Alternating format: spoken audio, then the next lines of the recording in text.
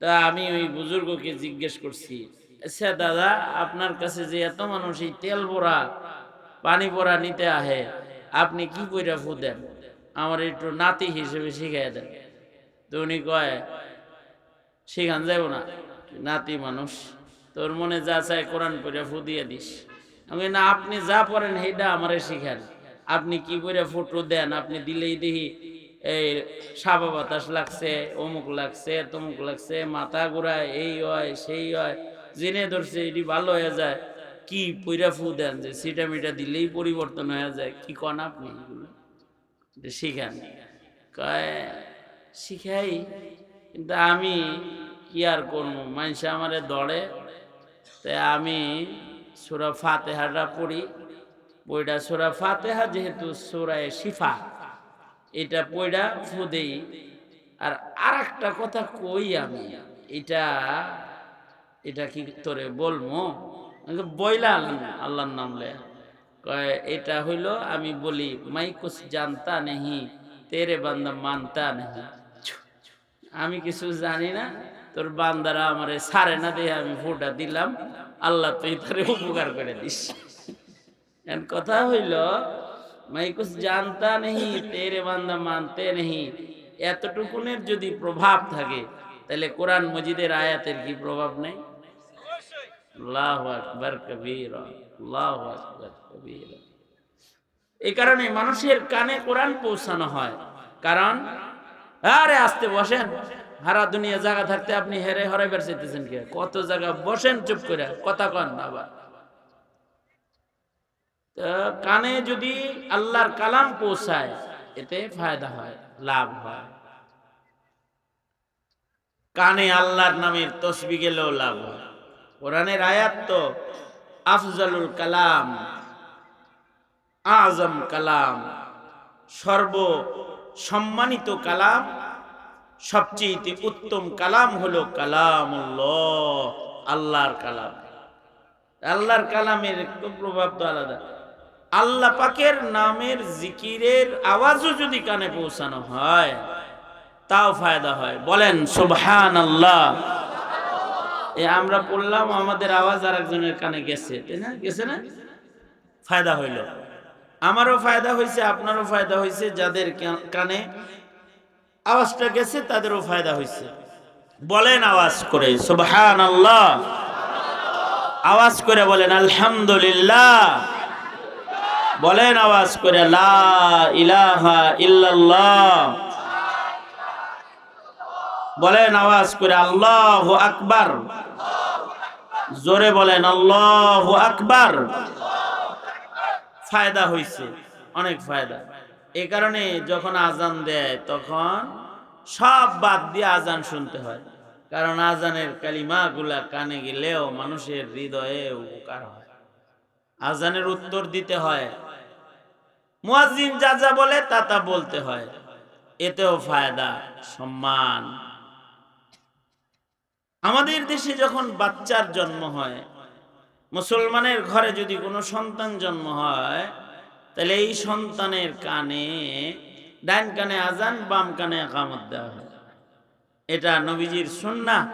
নবীজি শিখাইছেন যে সন্তান জন্মাইল, ডান কানে আজান দাও, বাম কানে ইকামত দাও। আচ্ছা বলেন তো, যেই বাচ্চার কানে আজান দিতেছেন, ও কি এগুলা আজান উচ্চারণ করার ক্ষমতা আছে? এই কালিমার ভেতরে কি লুকায় আছে, এটা বোঝার যোগ্যতা কি ওর আছে? হ্যাঁ, ওর কি কোনো স্মরণ শক্তি আছে? আজান ইকামত যে কানে হইছে, ওর খবর আছে কোনো? এতটাই অবুঝ, এতটাই নতুন যে তার কান এখনো কাজ শুরু করে নাই, তার মুখ এখনো কাজ শুরু করে নাই, যে চোখে দেখে না, চোখ বন্ধ করে রাখছে, আর তার কানে আজান দেওয়া হইলো, ইকামত দেওয়া হইলো, লাভ কি? قال الحسن, হাসান আল বসরি রাহমাতুল্লাহি আলাইহি বলেন, একদিক দিয়া মুসলমান সন্তানের ডান কানে আজান আর বাম কানে ইকামত দেওয়া কমপ্লিট হয়, আর অপর দিকে আল্লাহ তাআলা ভূমিষ্ঠ সন্তানের কলবের ভেতরে কালিমা তাইয়্যিবা লেখা দেয়, সিল মেরে দেয়, ঈমানের সিল মেরে দেয়। আওয়াজটা কানে গেছে, এর লেগা ইমানের সিল পেয়ে গেছে।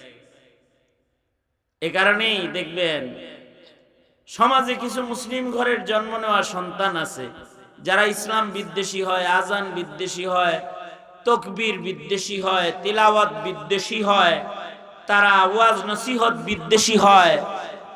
আমার তো সন্দেহ লাগে এদের ব্যাপারে, মনে হয় এদের বাপ মা এদের কানে আজান দেয় নাই, কামত দেয় নাই ঠিক মতো। তাছাড়া আজানের ধ্বনিকে বেশ্যার ধ্বনি বলছে না? নাউজুবিল্লাহ বলেন। ও এত খারাপ লাগে কেন ওর কাছে? আসলে ওর কানে আজান দেয় নাই, ওর কানে কামত দেয় নাই, ওর কানে অন্য কোনো আওয়াজ আগে গেছে। কিছু মানুষের কানে ডোলের আওয়াজ আগে যায়, কিছু মানুষের কানে বাদ্যের আওয়াজ, যন্ত্রের আওয়াজ আগে যায়, আর কিছু মানুষের কানে আল্লাহর নামের আওয়াজ আগে যায়। যাদের কানে আল্লাহর নামের আওয়াজ যায় তাদের কলবের ভেতরে ইমানের সিল অঙ্কন করে দেন কে? জোরে আওয়াজ করে বলেন, কে দেয় অঙ্কন করে? আল্লাহ তাআলা নিজের জিম্মায় তাদের কলবের ভেতরে ইমানের মোহর মাইরা দেয়। সুতরাং কানে কিছু ভালো কথার আওয়াজ টাওয়াজ গেলে লাভ না লস।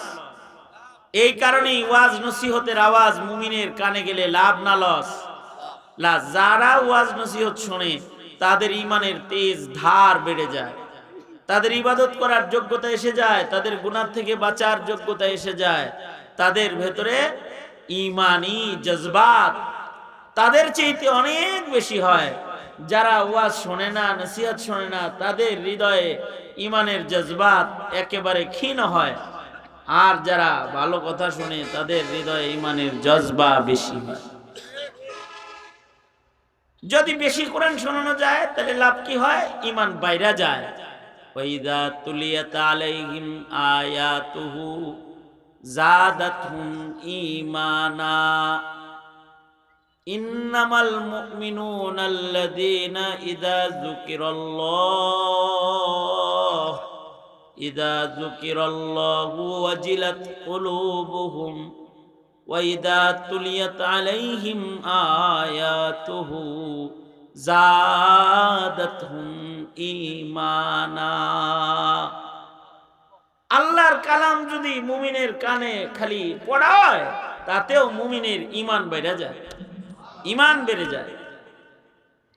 এ কারণে আমাদের বুজুর্গরা বলে কি, ওমর ইবনে আব্দুল আজিজ রাহমাতুল্লাহি আলাইহি চিঠি লিখেছিলেন।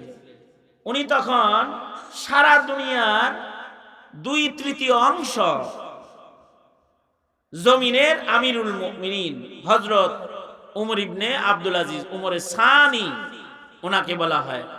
উনি এই গোটা দুনিয়াতে চিঠি লিখে দিলেন, এই খতিবরা জুমার নামাজের খুতবার ভেতরে সূরা নাহাল থেকে ইন্নাল্লাহা ইয়া'মুরু বিল আদল এটা পড়ো, এটা তিলাওয়াত করো। এরপর থেকে সব মসজিদে জুমার নামাজের খুতবার ভেতরে এটা পড়া হয়। এটা শুনতে শুনতে সাধারণ পাবলিকেরও মুখস্থ হয়ে গেছে। যখনই খতিব সাহেব আয়াতটা শুরু করে তখন সবাই নাড়াচাড়া দিয়ে বসে যে এখন খারান লাগবো নামাজে, খুতবা শেষ হইতেছে। এত পরিচয় এর সাথে ঘটে গেছে। আমাদের দেশে বিয়ের খুতবা হয়, যেখানে বিবাহ হয়, নারী পুরুষের জোর আকদ নিকাহ, এইটার একটা খুতবা, মাসনুন খুতবা পড়া হয়। এই খুতবার মধ্যে কিছু আয়াত ইহতিমামের সাথে পাঠ করা হয়। এগুলো তর্জমাও করে না, এগুলো তাফসীরও হয় না। বিয়ে হইব বরকতের লিগে আয়াতগুলা পড়ে। যেই আয়াতগুলা বিয়ের মজলিসে বরকতের জন্য পড়ে, 3টা আয়াত বিশেষভাবে বরকতের জন্য পড়া হয়। তার ভেতরে একটা আয়াত হইল সূরা নিসার আয়াত, ইয়া আইয়ুহান নাসু তাকু রাব্বাকুমুল্লাযী খালাকাকুম মিন নাফসিন ওয়াহিদা ইলা আখিরিল আয়াত। আরেকটা আহজাব থেকে, ইয়া আইয়ুহাল্লাযীনা আমানুত্তাকুল্লাহ ওয়া কুলু কওলান সাদীদা ইসলিহ লাকুম আ'মালাকুম ওয়া ইয়াগফির লাকুম যুনুবাকুম ইলা আখিরিল আয়া। এগুলা 2টা। আরেকটা আয়াত যেটা পড়া হয়, যেটা আমি আপনাদের সামনে এখন পড়ছি, ইয়া আইয়ুহাল্লাযীনা আমানুত্তাকুল্লাহা হাক্কা তুকাতি ওয়া লা তামুতুন্না ইল্লা ওয়া আনতুম মুসলিমুন। বিয়া কইরা মরলে সফল না, মুসলমান হয়ে মরলে সফল। কথাটা হইল এই, বিয়া করে মরে গেল যে এ সফল না, মুসলমান হয়ে মরলে সফল। হায় রে ওর কপালটাই ভালো না রে, বিয়া ঠিক হয়েছিল মরে গেল না, এরকম না। ও যদি মুসলমান হয়ে মারা যায় থাকে তাহলে ও সফল। ওর কপালে বউ দুনিয়ায় জোটে নাই, কিন্তু ও মুসলিম হলে জান্নাতে পবিত্র একটা বউ তার বিয়ের ঘটকালি করবেন স্বয়ং আল্লাহ তাআলা। জান্নাতের ভিতরে আল্লাহ তাআলা তার লগে আরেকটা পবিত্র মুসলিম রমণীর বৈবাহিক বন্ধন স্থাপন করে জান্নাতে আল্লাহ পাক তাকে একটা কুমারী পবিত্র পবিত্র চরিত্রের একটা বিবি আল্লাহর জিম্মায় আল্লাহ পাক দান করবেন। তাইলে যে বিয়ে করলো না হে বিফল না, যে মুসলমান হইল না হে বিফল।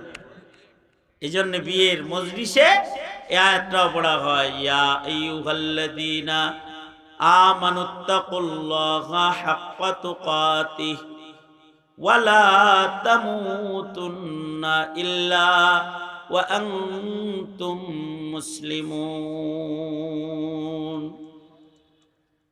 কোরআন শরীফের কিছু কিছু আয়াত এগুলো বেশি পড়ে, এটা বেশি পড়ে। আরেকটা আয়াত শুনতে শুনতে সবার মুখস্থ হয়ে গেছে, যেটা বুজুর্গরা বয়ান করবো খুতবার ভিতরে পড়ে, মুরিদ বানাইবো তো খুতবার ভিতরে পড়ে, সবক দিব খুতবা দেয় তার ভিতরে পড়ে, ইয়া আইয়ুহাল্লাযীনা আমানুত্তাকুল্লাহ ওয়া কুনু মা'আস সাদিকিন।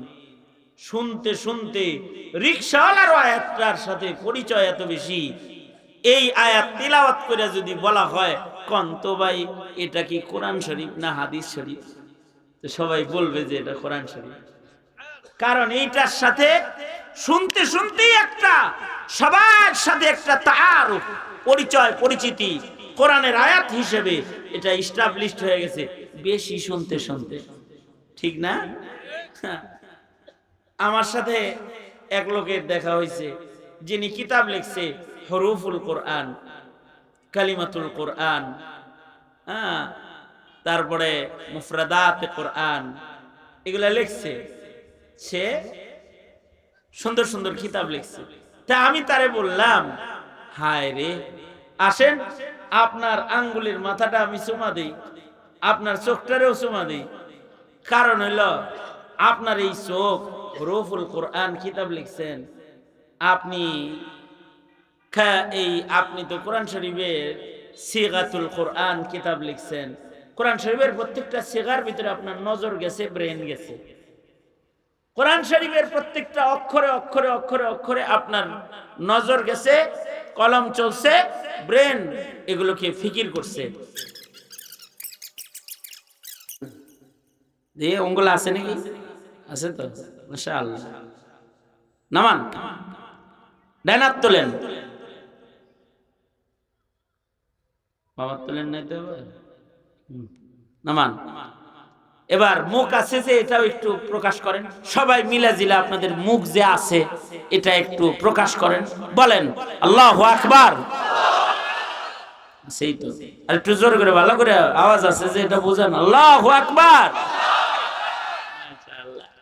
এই যেমন আমার সাথে ছিলেন, খেয়াল করে শুনেন কয়েকটা কথা, বেশি না, বেশি ওয়াজ ভালো না। আমার আব্বাজান রহমাতুল্লাহ আলাইহি মুস্তাজাবুদ দাওয়া একজন বুজুর্গ ছিলেন, আল্লাহর ওলি। প্রতি রাতে আব্বার কোরআন মাজিদের তিলাওয়াতের আওয়াজে, শেষ রাত্রে যে উনি দাঁড়ায় দাঁড়ায় কোরআন শরীফ পড়তো, ওনার আওয়াজে আমাদের ঘুম ভাঙত।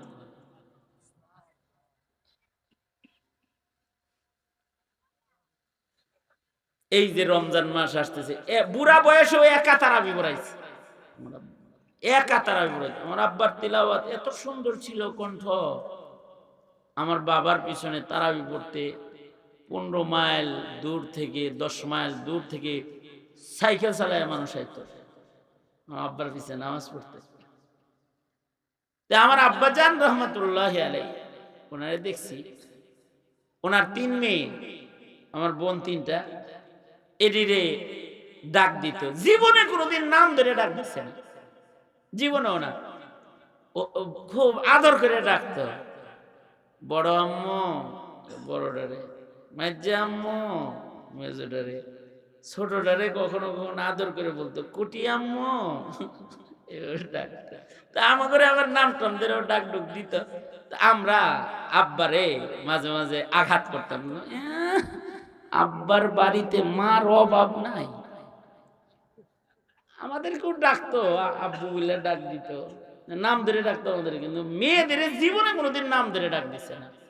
তো আমার মায় কইতো পোলা করে যে নাম ধরে ডাকেন, মেয়ে করে তো নাম ধরতে দেখি না। তো উনি বলতো ওরা জন্ম নেয় বাপের ঘরে, মরবো যায় স্বামীর ঘরে, ওগুলো আদর করার সুন্নাত, আদর করতে। আপনার ছেলে মেয়েকে যদি আপনি ডাক দেন, এই খালিদ, এই উমর, এখানে আয়, তাতে যতটুকু মোহাব্বত হবে। খালিদ উমর বলে ডাক না দিয়ে যদি বলেন আব্বু এখানে আসো তো বাবা, বাবা বলে ডাক দিলে পরে মোহাব্বতটা কম হবে না বেশি হবে? আপনার মেয়েকে যদি আপনি ডাক দেন, এই আয়েশা, এই খাদিজা, এই ফাতেমা, এখানে আয়, তার ডাক না দিয়ে যদি বলেন মারে এখানে আয়, সম্পর্ক ধইরা ডাক দিলে ডাকের মধ্যে ভালোবাসার ওজন কোটি গুণ বেশি বেড়ে যায়।